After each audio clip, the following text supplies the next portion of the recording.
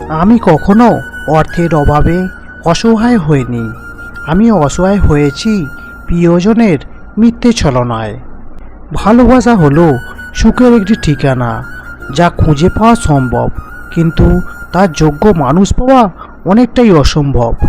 ভালোবাসাটা সবাই পায় না, এটা পাওয়া অনেক ভাগ্যের ব্যাপার। যদি পেয়ে থাকো তাহলে যত্ন নিও। ভালোবাসা ও বন্ধুত্ব সঠিক মানুষের সাথে হলে জীবন বদলে যায়, আর ভুল মানুষের সাথে হলে জীবন শেষ হয়ে যায়। কাউকে না পেলে জীবন কখনো শেষ হয় না, কিন্তু কাউকে পেয়ে তাকে আবার হারালে জীবনের আর কিছু বাকি থাকে না। জোর করে কোনো কিছুই পাওয়া যায় না, ভাগ্যে থাকলে কেউ কেড়ে নিতে পারবে না। ভালো লাগা আর ভালোবাসা দুটো জিনিস কখনোই এক হতে পারে না। ভালো লাগা আর ভালোবাসা দুটোই আলাদা।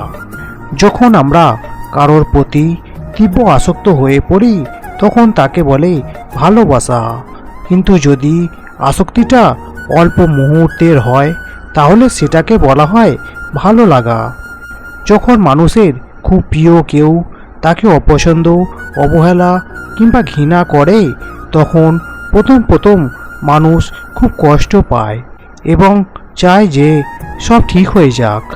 কিছুদিন পর সে সেই প্রিয় ব্যক্তিকে ছাড়া থাকতে শিখে যায়, আর অনেক দিন পরে সে আগের চেয়েও অনেক বেশি খুশি থাকে।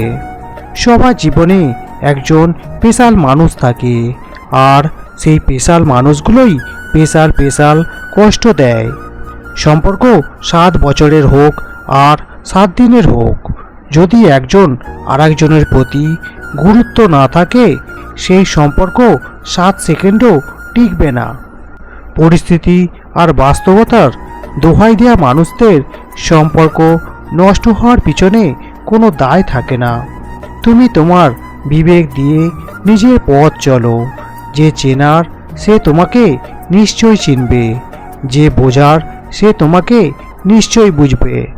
জীবনটা যদি এতই আনন্দময় হতো তাহলে পৃথিবীতে আসার সময় মানুষ কান্না করে আসতো না। কোনো ব্যাপারে একটা মানুষের দুর্বলতা থাকতেই পারে, তার মানে এই নয় যে সুযোগ বুঝে আপনি তাকে সেই জায়গাতেই আঘাত করবেন। যে মানুষটা তোমাকে নিয়ে ভালো থাকতে চায় তাকে একটু ভালোবাসা দাও, দেখবে সে কখনো তোমায় ছেড়ে যাবে না। দুই দিকের দুটি মানুষ খুব করে একে অপরকে চাইলেও সমাজের কিছু ঠুনকো নিয়ম তাদের আলাদা হতে বাধ্য করে। আমরা প্রত্যেকেই নিজের যোগ্য ব্যক্তি খোঁজার চেষ্টা করি, কিন্তু কেউ কারোর যোগ্য হওয়ার চেষ্টা করি না। বদলে যাওয়া আচরণটা সবাই বুঝতে পারে, বদলে যাওয়ার গল্পটা কেউ উপলব্ধি করতে পারে না। আমায় ছাড়া তুমি ভালো নেই এই ভেবে আমি যতবার ফিরে যাই গিয়ে দেখি তোমার রঙিন শহরে আমি কোথাও নেই। গভীর রাতে সবাই প্রিয় মানুষটির সাথে চ্যাটিং করে না। কেউ কেউ এমনও আছে যে পুরনো এসএমএসগুলো দেখে আর ভাবে মানুষ কত সুন্দরভাবে মিথ্যা কথা বলতে পারে। জীবনে সব কিছু করবে, কিন্তু যে ধোঁকা দিয়েছে তাকে আর দ্বিতীয়বার বিশ্বাস করবে না। এমন হৃদয় তৈরি করো যা কখনো কেউ ভাঙতে পারবে না। এমন হাসি তৈরি করো যা কখনো কষ্টের হবে না। এমন সম্পর্ক তৈরি করো যা কখনো শেষ হবে না। এমন একটি হাত ধরো যা কখনো ছেড়ে যাবে না। জীবনে বড় হও, কিন্তু কাউকে ছোট করে নয়। জীবনে সুখী হও, কিন্তু কাউকে দুঃখী করে নয়। জীবনে জয়ী হও, কিন্তু কাউকে ঠকিয়ে নয়। জীবনে হাসো, কিন্তু কাউকে কাঁদিয়ে নয়। ভালোবাসা হলো চারা গাছের মতো, অতিরিক্ত যত্ন নিতে গেলেও মারা যাবে, আবার যত্ন না নিলেও মারা যাবে। বিয়ের আগে শারীরিক সম্পর্ক মনে রাখবেন। পৃথিবীর এমন কোনো ধর্ম দেখবেন না যেখানে বলা হয়নি এটা মহাপাপ। যে ফাইনালের আগে ফাইনাল খেলে তার কাছে ফাইনালের কোনো দাম থাকে না। স্ত্রীকে খুশি করার উপায়, সময় পেলেই স্ত্রীর পরিবারের প্রশংসা করুন। স্ত্রীকে উপহার দিতে ভুলবেন না।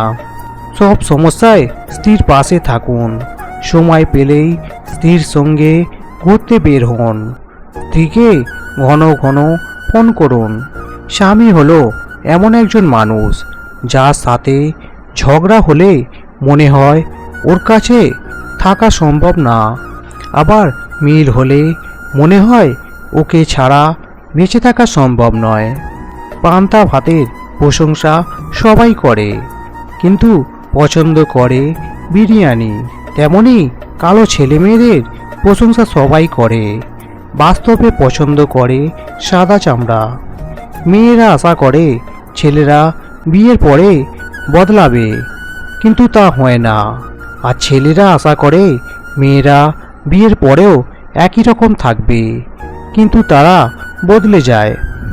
আঁকড়ে ধরার জন্য রূপ সৌন্দর্যের প্রয়োজন পড়ে না, পাশাপাশি চলার মতো বিশ্বাসও একটা মানুষই যথেষ্ট। স্বপ্ন কেউ কাউকে দেখায় না, আসলে মানুষ নিজেই অন্যের প্রতি আকৃষ্ট হয়ে স্বপ্ন বুনে। আর যখন তা কল্পনার সাথে বাস্তবের অমিল হয়, তখনই স্বপ্ন ভেঙে যায়। কিছু কষ্ট এমনই হয়, খুলে বলার মতো নয়। কিছু কষ্ট এমনই হয়, নীরবে সহ্য করতে হয়। কিছু কষ্ট এমনই হয়, চোখের জল মুছে সবার সামনে হাসতে হয়। পৃথিবীতে অর্থের চেয়েও মানসিক কষ্ট বড়ই কঠিন। অর্থের কষ্ট একসময় কেটে যায়, কিন্তু মানসিক কষ্ট বেড়েই চলে। আর এ কষ্ট আপনজনেরাই দিয়ে থাকে।